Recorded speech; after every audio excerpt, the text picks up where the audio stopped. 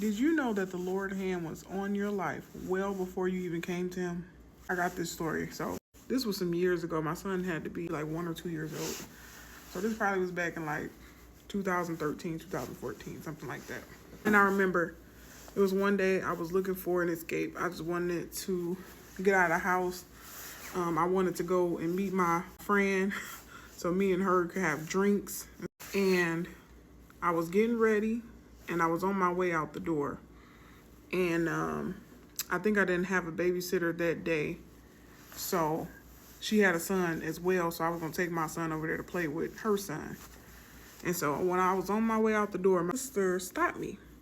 We wasn't even into God like that. Like, we always knew of God, but I was not walking with him at that time. I was not living by his word. I didn't know his word throughout.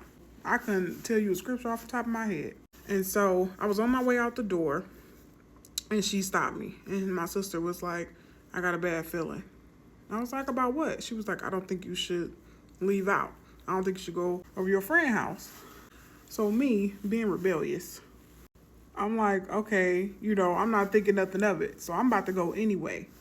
Before I walk out the door, I get the phone call from my girlfriend. And she told me, she was like, you're not going to be able to come over right now because my grandma's having an asthma attack and I'm on my way over there to go see if she's okay. To this day, I do not know what would have happened had I went.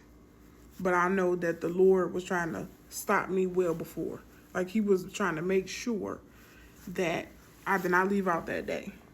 And I remember the neighborhood was kind of funny, too. The neighborhood was kind of funny. Basically, what I'm trying to say is that the Lord had his hand over my life while I was a sinner. Before I was walking with him like I am now. Before I got to know him like I know him now.